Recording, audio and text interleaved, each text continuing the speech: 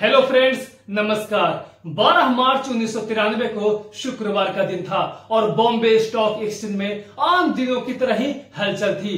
तभी दोपहर के 1:30 बजे एक्सचेंज की 28 मंजिला इमारत का बेसमेंट एक जोरदार धमाके से दहल उठा और इस हमले में 50 लोग मारे गए थे। लेकिन ये सिर्फ शुरुआत थी और इसके आधे घंटे बाद ही एक और दूसरा धमाका एक कार में हुआ था और फिर एक के बाद एक धमाकों का सिलसिला शुरू होता गया और 2 घंटों के अंदर ही पूरी मुंबई में कुल 13 धमाके हुए थे और इन सिलसिलेवार धमाकों में 257 लोग मारे गए थे और 713 लोग घायल हुए थे। और आज भी मुंबई वासियों के जहन में उस खौफनाक शुक्रवार की यादें ताजा है और ये धमाके मुंबई स्थित शिवसेना भवन, air India building, plaza cinema और सहारा हवाई अड्डा जैसी प्रमुख जगहों पर हुए थे।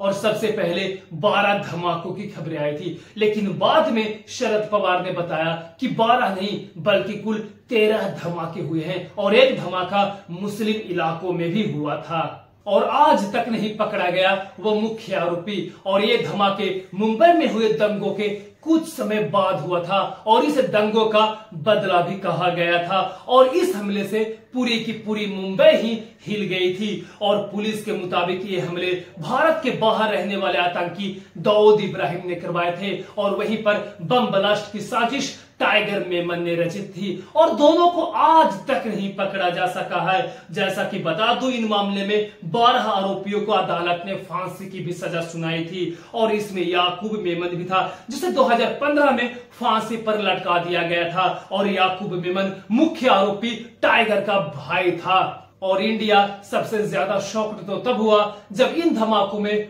बॉलीवुड अभिनेता संजय दत्त का भी नाम सामने आया। तो लोगों को तो एक पल के लिए भरोसा भी नहीं हुआ था और संजय दत्त को 2006 में मुंबई की टाडा अदालत ने AK-56 रखने का भी दोषी पाया, लेकिन अन्य मामलों में इन्हें बरी कर दिया था। और संजय दत्त उस समय मॉरिशस में आतिश फिल्म की शूटिंग कर रहे थे और वहां से लौटने पर इन्हें अरेस्ट कर लिया गया था और 18 महीनों के लिए इन्हें जेल मिली थी और पूछताछ में संजय दत्त ने AK-56 रखने की बात कबूल ली थी।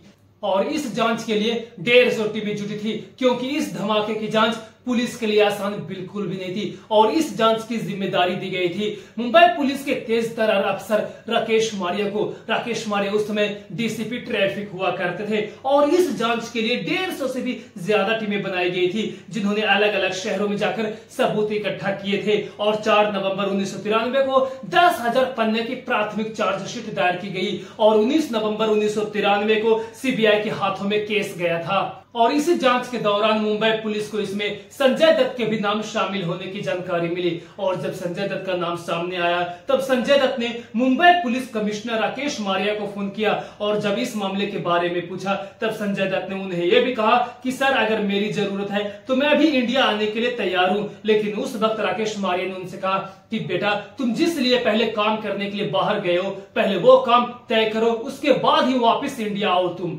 और 19 अप्रैल 1993 को संजय दत्त अपनी फिल्म आतिश के क्लाइमेक्स का शूटिंग करके मॉरिशस से इंडिया वापस लौट रहे थे और इधर मुंबई पुलिस संजय दत्त को गिरफ्तार करने की तैयारियां कर रही थी और संजय दत्त की फ्लाइट रात 2:15 पर मुंबई पहुंची और संजय दत्त एयरपोर्ट के इमिग्रेशन एरिया से जैसे ही बाहर आए मुंबई पुलिस ने संजय दत्त को तुरंत ही पकड़ लिया। और इन आरोपों पर संजय दत्त ने अदालत में कहा था कि वो अपने परिवार की सुरक्षा को लेकर काफी ज्यादा परेशान थे और यही वजह थी कि उन्होंने हथियार रखे थे और उन्होंने कहा था कि उस वक्त वो काफी ज्यादा घबराए हुए थे और कुछ लोगों के कहने पर उन्होंने ऐसा काम किया था। और संजय दत्त 1993 में मुंबई बम ब्लास्ट से पहले 2 फिल्म प्रोड्यूसर के साथ अंडरवर्ल्ड डॉन दाऊद इब्राहिम के घर दुबई में हुई डिनर पार्टी में शामिल हुए थे। और संजय दत्त ने यह भी कहा कि मैं भले ही दाऊद इब्राहिम के घर डिनर पार्टी में शामिल हुआ हूं लेकिन दाऊद से मेरा कोई कनेक्शन नहीं है।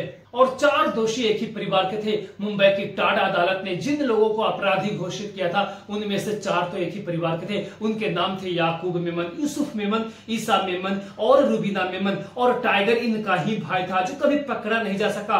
और टाइगर, याकूब, यूसुफ और ईसा कभी क्रिकेटर रहे थे और अब्दुल रजाक मेमन के बेटे थे ये लोग। और याकूब मेमन को 30 नवंबर 2015 को मुंबई की अरबादा जेल में फांसी दे दी गई थी इन्हें। और कैसे आया संजय दत्त का नाम आखिर में इस लिस्ट में? तो 1993 में मुंबई पुलिस में ज्वाइंट सीपी रहे एएन सिंह ने एबीपी न्यूज से बातचीत में संजय दत्त के फंसने के बारे में काफी कुछ बताया था। उन्होंने कहा था कि संजय दत्त के दोस्त यूसुफ नलवाला ने ही संजय दत्त के बारे में पूरी जानकारी दी थी। और एएन सिंह ने आगे बताया था कि उन्हें मुंबई के किसी बहुत बड़ी राजनीतिक शख्सियत ने बताया था कि यूसुफ नलवाला को पकड़ो, वो बहुत कुछ जानता है। और सिंह ने आगे कहा था कि उसी राजनेता के कहने पर मुंबई पुलिस ने यूसुफ नलवाला को पकड़ा था। और जब यूसुफ से पूछताछ की गई तो यूसुफ ने बताया कि संजय दत्त के घर पर हथियार रखे गए थे और जब संजय दत्त मॉरिशस से मेरे पास फोन किया तब मैं संजय दत्त के घर जाकर वो सारे हथियार को नष्ट किया था। तो फ्रेंड्स, आज के लिए बस इतना ही और अब हम जल्द ही मिलेंगे नेक्स्ट वीडियो में। जय हिंद।